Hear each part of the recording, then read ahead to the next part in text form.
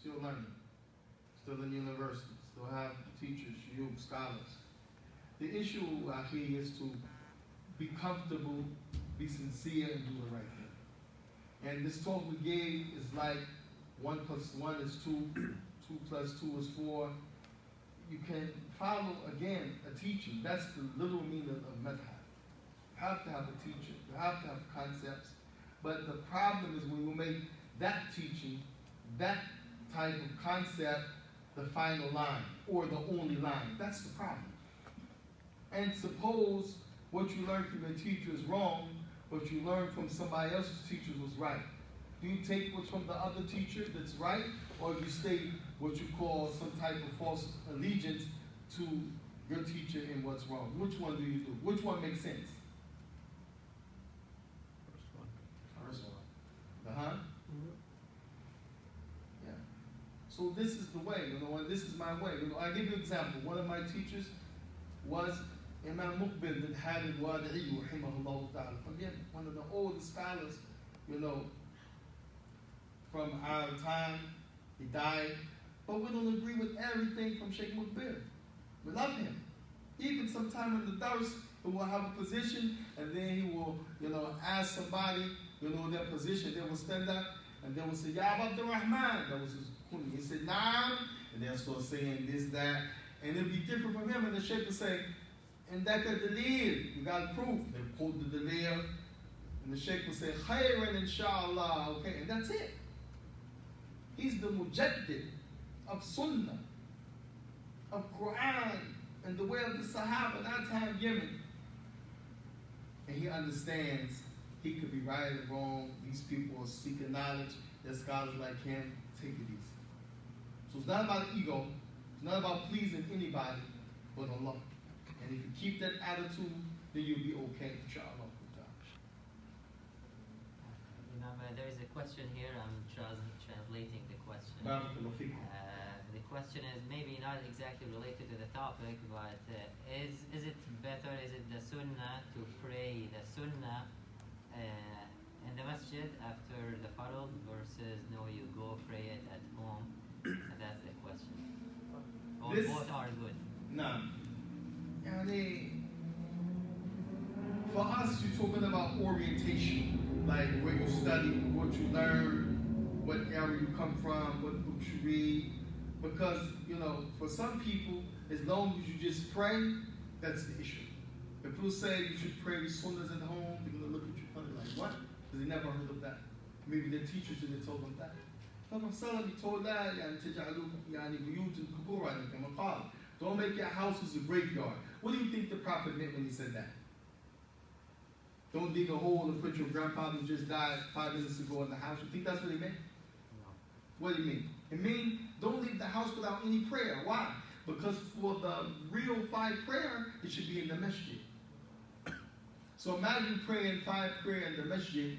You don't pray at home like some of us do in the society or in another country if you're sick or whatever. You will never pray in the masjid. You won't have Surah Al-Baqarah in the house to keep the shayateen away. You want to have the angels coming, because the Quran is being recited. So the Prophet, he mentioned that for spiritual reasons. And your children are going to learn. If you pray in the house, you pray sunnahs in the house, but you don't pray Fajr in the house. You don't pray Allah, Dhuhr, Maghrib, Isha in the house, your son.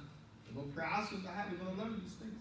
So textbook-wise, depends. You should pray sunnahs in the house, meaning if it's the sunnah of Fajr.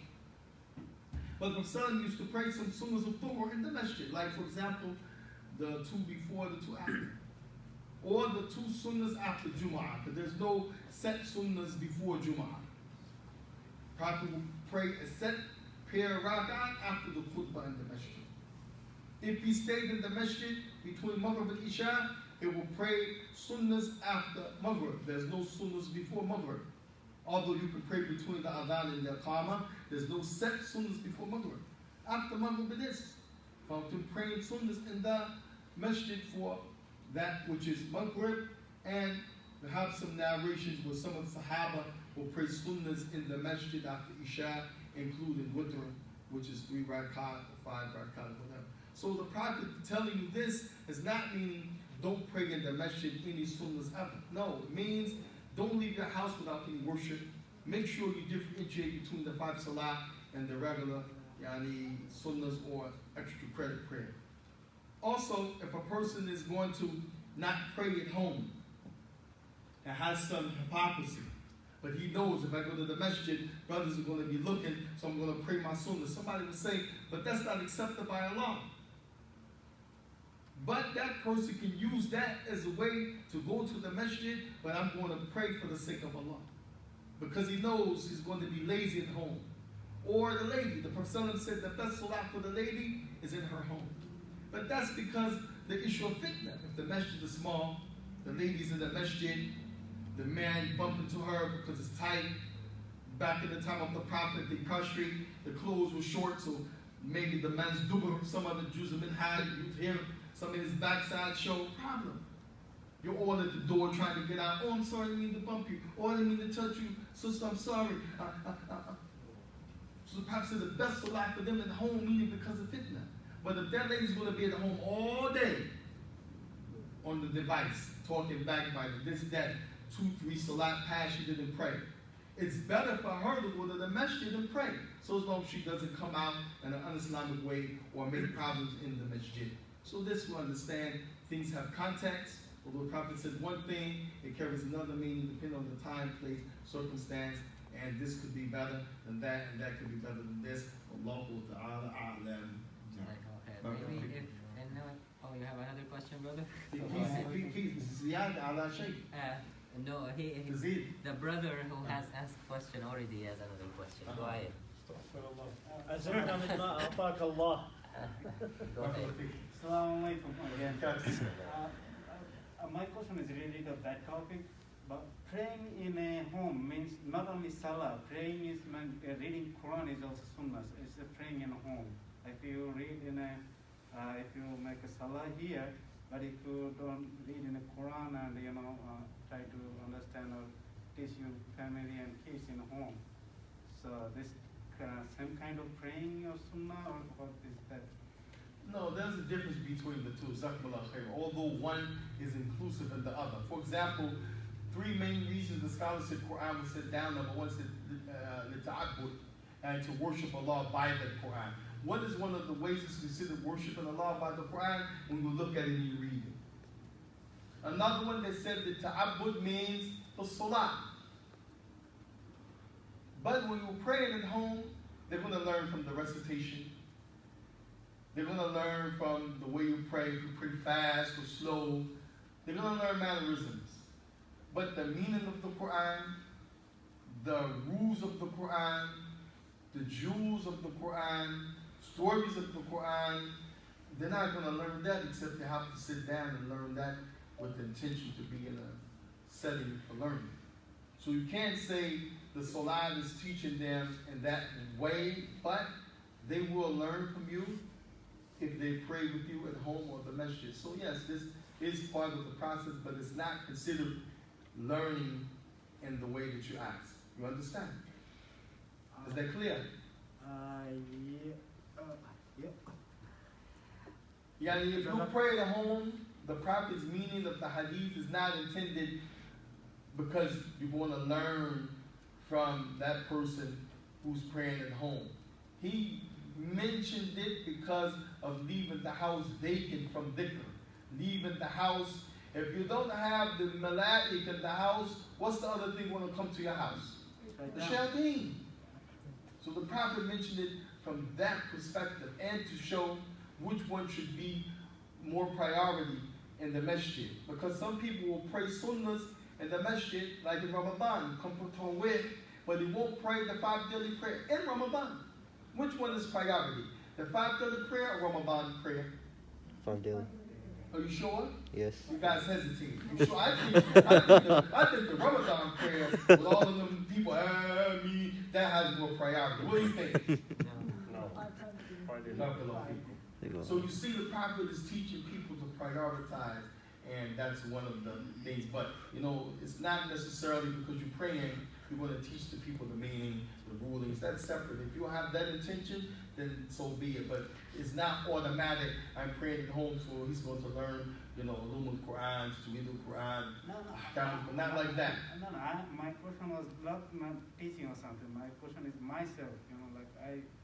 If I don't read in the Quran in a home, but Let me rephrase the question. The way you asked it. The question, Shaykh, he's asking, reading the Quran is sunnah, it's ta'abbud. Is it better for this ibadah to be done home versus to be done masjid? Similar to the question of praying the sunnah, is it better, how I started asking, better to be prayed in masjid? That's clarity. And you were struggling, but you know what you wanted. That's why you came back and said, no, that's not no question. And sometimes it's like that. Even with my wife, sometimes she you just ask me that, but I'm trying to get something else. I mean, hon, so, don't feel offended. That's good. And you came back, you were shy, something like that. Hasaba tawta, hasaba niya, hasaba ahwa. It depends on your ability. It depends again on why you're doing it, what you're trying to achieve, and it depends on the situation. For example, you may be sick in the house, depressed, you lost your job, you're not picking up a Quran, you're barely praying. But if you make it to the masjid, you're going to get like 40% more iman, and you're going to, pray to rak'ah, you're going to cry, and the salat, Allah's going to help me, I know I'm dependent on you, I'm not going to do nothing foolish, and then you're going to open the Quran and read it. Another example, maybe the house is too much turmoil. Kids yelling, screaming, fighting, playing, pots, cooking, this, that, can't concentrate. It's better to go to the masjid. Time I know no one's there. I can sit in the corner, read a page or two, a line, a sentence. And also, it depends on what you're trying to achieve. Maybe you want to review. So you review at nighttime, everybody sleep. If you try to do it in the masjid, every time somebody comes, they're going to talk to you. You won't be able to review. It depends. It could be better. It could be more preferred. And it could be the opposite, to do it in the masjid, more preferred. It depends. And this one I want you to get from this speech that I'm giving you today. Things are based on situations, circumstances, what people are trying to get out of the deal or out of that act, whether it be worship or customary. All of that plays into what you do. It's not just, again, black and white. No, Allah didn't make it like that. It's a mercy. So it depends on what you're trying to do. It could be better. It could not be better. It could be preferred. It could be not preferred. It depends on your ability, your state of affairs at that time, and what you're trying to achieve. And I hope that answers your question. Thank you. Any questions? Go ahead. I have one more question. You sure? 1.5 more? Lord both. I was talking to someone a couple of days ago about the same thing. He's like, you have 4 major imams. Yeah. Like you said. Yeah. So for those 4 major imams, they're different in some parts. Yeah. In the religion. So he said, the person was telling me, he said, some of the prayers, the way we do the prayer is different. Some of them raise hands, some of them don't when they come and all that. Yes. So he has a doubt in his mind that maybe the prayer he's doing is wrong. And all that. Will his prayers be counted or will be not counted? La ilaha illallah Muhammad Rasul sallallahu alayhi wa sallam. He said he prays because that's how he was raised. Yeah. But he has a confusing, keeps saying that they're disparate, so he doesn't believe nothing. If I tell you something and you tell someone else and you tell someone else, it changes. So he's saying, according to in the authentic hadith that are coming down, he believes maybe something changed in there. So he's, different with that. So I was confused. It's making me think too. Yeah. The way he explained it. So I want to know if his prayers are counted or they're not counted. If he has a doubt in his, in his heart that he's doing it right or doing it wrong. Okay, so let's take, for example, electricity. I didn't go to school for electricity, but, my father was an electrician. I watch him. I go to some jobs. And I'm doing this work now, making money. I do some stuff at your house. You refer me to somebody else. Somebody else say, oh, mashallah, this guy is inexpensive, but he does good work. They refer me to somebody else. But then, after a while, they start to change the codes that you have to do with electricity. Things are being, updated. That old way, can't use that way no more. If you try to go and wire somebody's house up with that old method, you may start a fire from behind the wall. You may do something to get them a fine if the inspector come out. So it's the point is you have to upgrade. You have to upgrade. And for him, he's afraid to upgrade because it seems my family, my tradition, I don't want to make a problem, but the deen is clear. And this Allah Azza wa Jalla made it even for the layman, how to pray. Prophet, his narrations are many. And this one problem, when we say again, a mistake. In the Hanafi madhab, it's not to pick on the Imam Abu Hanif because he was a great scholar, but he was not scholar of hadith. Many people, they say, Imam Abu Hanifa, he will choose weak hadith over hadith sahih. Many people, they say Imam Abu Hanif, he choose hadith that's da'if, not good, batil, not confirmed, over hadith that's in Bukhari, in Muslim sahih. We reply to them, they said, this is a foolish, stupid person. Because Imam Bukhari Muslim wasn't even in the time of Abu Hanifa. So I couldn't reject the hadith of Bukhari Muslim. Allah musta'an. But you see, again, from listening to people, look at that level of confusion. He was not a scholar of hadith, but he was an alim, who was a person who used his intellect, to deal with the people, to capture them by their own concepts. But Abu Hanifa wasn't Imam hadith. So that's the first thing. The second thing, when we talk about the issue of accepting hadith, then he himself would not accept the hadith if one person was in the chain. One Sahaba heard it from the Prophet, not good for Imam al-Hanifa. But why did he make that principle? Because he wants to make sure he's not like this guy, he's in doubt, he's not doing something lying on the Prophet. But let me ask you, you know the hadith of Umar, innama al-a'mal bin-niyat, actions or by intention, you know that hadith? This hadith is the 40 hadith of Imam al-Nawawi. You know this book, 40 hadith? I heard of it, yeah. Okay. You know Bukhari and Muslim, these two books of hadith, right? Yeah. This hadith is in there. This hadith, it talks about basically whatever you set out to do, don't think that you're going to get some other result. If you set out to get $1 for selling that juice, don't be mad that you didn't get $5. If you travel to a place to marry a lady, as a man who wants to get married, don't be upset that you didn't get a business opportunity too. Whatever you set out for, if Allah blesses you and that thing goes right, that's what you're going to get. That hadith was narrated by Umar. Nobody else narrated that hadith from authentic chain with Umar ibn al-Khattab. But Abu Hanifa won't accept that. Why? He said because it needs more than one narration for us to be sure. Which way do you think Abu Hanifa prayed? Did he pray towards Jerusalem or he prayed towards Mecca? Anybody else? Which way do you think Abu Hanifa prayed? Towards Mecca or Jerusalem? Mecca. Was it the time when the Muslims prayed towards Jerusalem? No? What? Much before, long time. Yeah. Yeah, they prayed to Bayt al-Maqdis. Masjid Quds. Then Allah revealed for them to turn to face Mecca. I ask you, if you believe Abu Hanifa prayed towards Mecca, then let me tell you, the only narration for that hadith is by one companion, Ibn Umar radiallahu ta'ala.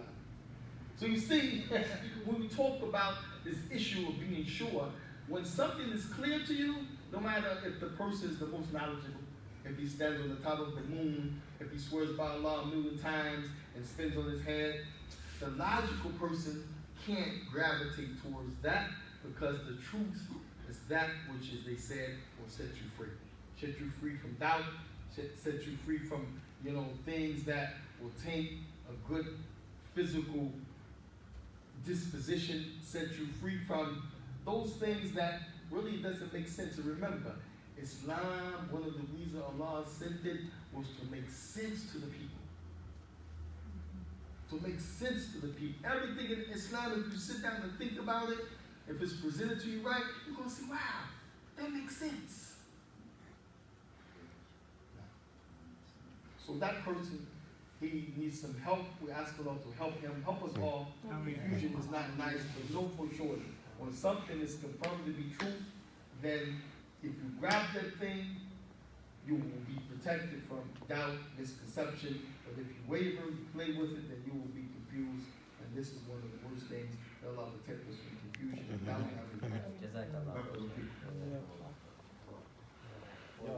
With that, we'll finish and.